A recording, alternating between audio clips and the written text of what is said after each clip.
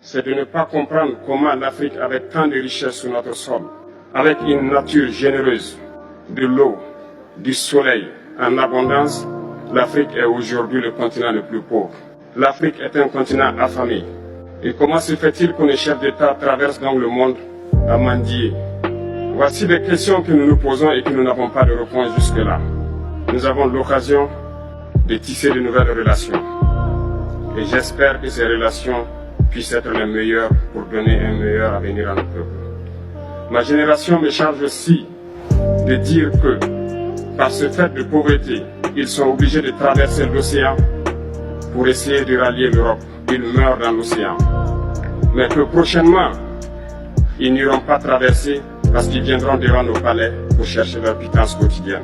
Pour ce qui concerne le Burkina Faso, aujourd'hui nous sommes confrontés depuis plus de 8 ans à la forme de manifestation la plus barbare, la plus violente du néocolonialisme, de l'impérialisme.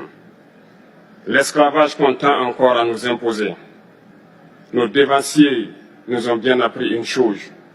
L'esclave qui n'est pas capable d'assumer sa révolte ne mérite pas que l'on s'apitoie sur son sort. Nous ne nous apitoyons pas sur nos sorts, on ne demande pas que quelqu'un s'apitoie sur notre sort.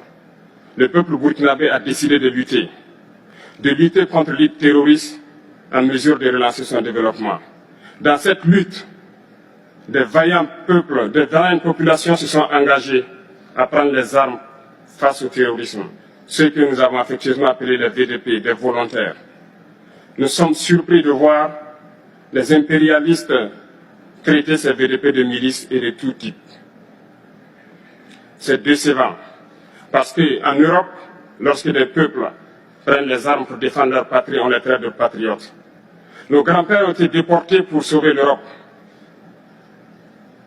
Ce n'était pas avec leur consentement, contre leur gré.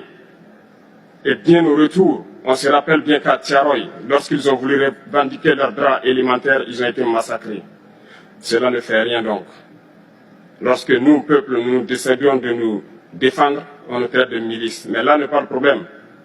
Ce qui est le problème, c'est de voir des chefs d'État africains qui n'apportent rien à ces peuples qui se battent, mais qui chantent la même chose que les impérialistes en nous traitant de milices, en nous traitant donc d'hommes qui ne respectent pas les droits de l'homme. De quels droits de l'homme parle-t-on? Nous nous offusquons contre cela et c'est honteux. Il faut que nous, chefs d'État africains, nous arrêtons de nous comporter donc en marionnettes qui dansent à chaque fois que les impérialistes tirent sur les ficelles. Hier, le président Vladimir Poutine a annoncé donc l'envoi des céréales en Afrique. Nous sommes bien contents. Nous lui disons merci pour cela. Mais aussi, c'est un message passé à nous, chefs d'État africains, parce qu'au prochain forum, nous ne devrons pas venir ici sans avoir assuré, pour ceux qui ne connaissent pas la guerre, l'autosuffisance alimentaire de nos peuples.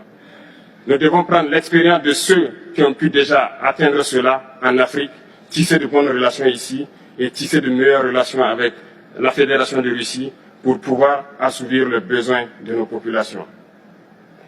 Je ne serai pas peut-être long, le temps imparti est très court. Nous sommes obligés de nous arrêter à un moment donné. Mais je voudrais terminer en disant que nous devons donc rendre hommage à nos peuples qui se battent. Gloire à nos peuples, dignité à nos peuples, victoire à nos peuples. La patrie ou la mort, nous vaincrons. Merci, camarades.